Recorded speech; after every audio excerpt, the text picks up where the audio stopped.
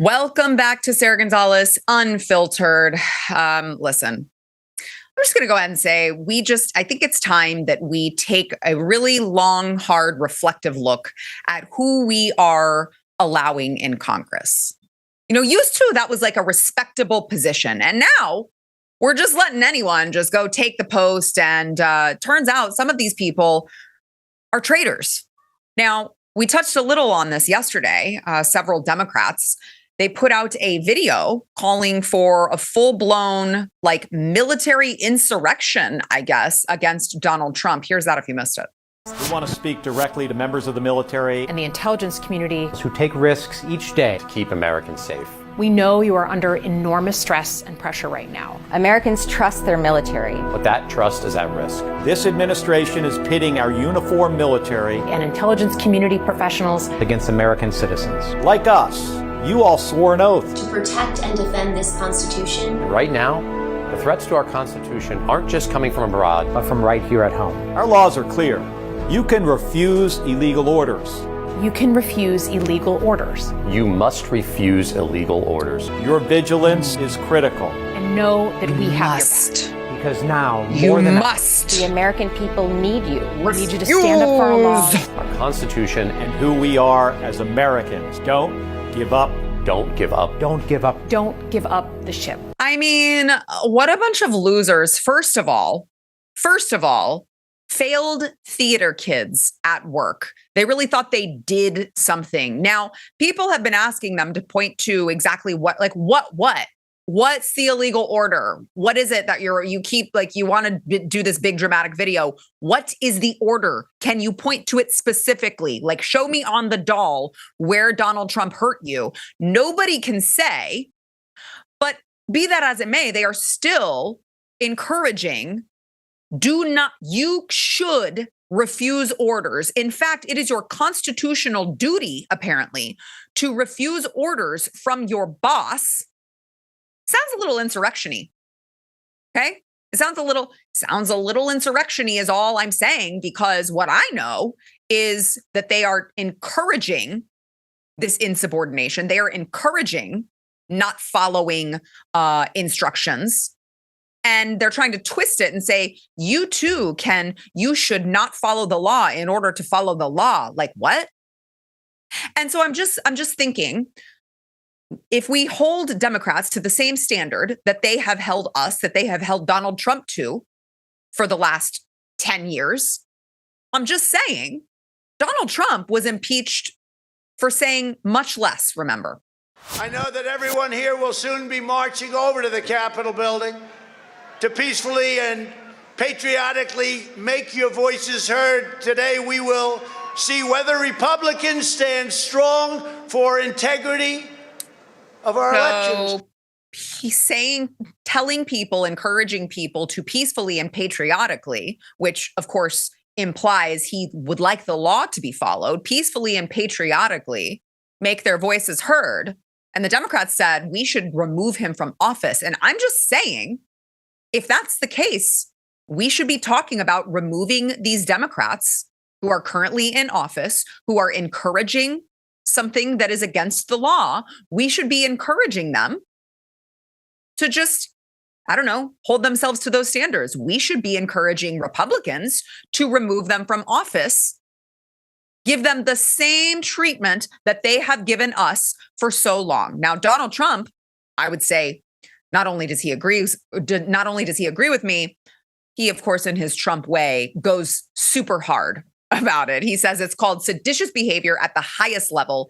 Each one of these traitors to our country should be arrested and put on trial. Their words cannot be allowed to stand. We won't have a country anymore. An example must be set. President DJT, he continued, this is really bad and dangerous to our country. Their words cannot be allowed to stand. Seditious behavior from traitors, lock them up with 3 question marks. President DJT, and then he says, seditious behavior punishable by death. Now, before anyone's like, oh my God, he said that they should die. That goes too hard. To his point, this is in the military treason law. I'm going to show you. Yeah, here it is. Activities affecting armed forces. This law criminalizes causing insubordination among military personnel or spreading materials that promote disloyalty to the United States military. And just so we're clear, one of the punishments for treason is death. Whoever owing allegiance to the United States levies war against them or adheres to their enemies, giving them aid and comfort within the United States or elsewhere, is guilty of treason and shall suffer death or imprisoned and fined and incapable of holding any U.S. office. So I'm just saying, like, at what point do we get to say these people who, remember, marred Donald Trump his first go around at this? His first go around, these people were subverting him at every single level. They were writing op-eds in the New York Times, anonymously, of course, remember, anonymously. They were too cowardly to put their faces to these things the first go around. Now, they think that they can just make these stupid videos where we're all standing in the same place and we're repeating the same things. It went so well for them when they lost the election against Hillary Clinton, when they did the same exact stupid ass videos, that they think that they're really doing something. But what it is at the end of the day is encouraging this deep state bullshit to continue. That's what it is. I mean, let's just be clear about that. That is what it is. There is a clear chain of command, and the American people said, we want that guy to make the calls. And what have these people done since he got in office? Try to subvert him at every level. Because here's what they did before he got in office. They tried to kill him. They tried to ruin him in the courts. They tried to throw him in prison. They tried to subvert him at every possible place so that this didn't actually happen. And once they realized that the American people didn't care about their games, that they wanted Donald Trump for another 4 years, they said, what else can we do? Okay, we'll get the judges to try to stop him from implementing his agenda that the American people, by and large, asked for. And when that doesn't work, we will encourage people within the government to just not do what he tells them to do. And I'm just saying, after we've been through two impeachments, remember, for the dumbest shit, 2 impeachments for the dumbest things, after 91 indictments, after 34 felony counts, after all of the things that they have done to Donald Trump and Republicans, I'm just saying, why can't we expel these people? They're breaking the law. We are law and order now under Donald Trump. Let's just expel them. Let's expel them from Congress. Let's charge them. I'm done with it. I am so done with their meddling. They try to meddle in the United States elections, and then they claim that they don't. And then it turns out they can't meddle enough. And the result that they didn't want happens. And their reaction to that is to meddle more. There just should be serious consequences for this. Okay. And by the way, I realize they were voted in by their dumb constituents who apparently really enjoy failed theater kids running the show. But listen, we have a democracy, sort of, not really. We have a constitutional republic. Okay. But all of the democracy that they claim that is so important, we go and we vote. All right. We let our voices be heard.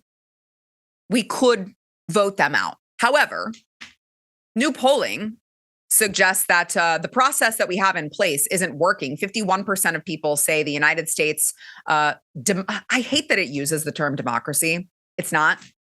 They say it's performing poorly or very poorly right now. So the point is, the process that we have, wherein we go and vote, people are unhappy with. And I'm just saying, maybe Donald Trump can just solve that for us. Okay. I'm kind of there. I'm just kind of there. We apparently have so many uneducated people going out and voting that we end up with blowhards like Alyssa Slotkin and what's his face, Jason Crow. I don't know. All I know is that he's a gun grabber, and he wants to tell you why the Constitution is so important, while ignoring the Second Amendment. So it's like these people, they know what they're doing and they should be held accountable because you know what? They set the standards. Now we should play by them. Let me give you one more. Congresswoman Sheila Sherfilis McCormick of Florida was just indicted on charges of stealing $5 million in disaster funds. And she has been accused of using some of that money to aid her 2021 campaign. These overpayments came to her family healthcare company through a federally funded COVID-19 vaccination staffing contract. Oh, wow, that's interesting. You mean to tell me that there was fraud in the times of COVID? That's so crazy. Get all of these people out. They're all criminals. They're all criminals. Get them the hell out. If you like this clip and you want to see the full episode, click here. And if you want to subscribe to the channel, come on, you know you do. Click here.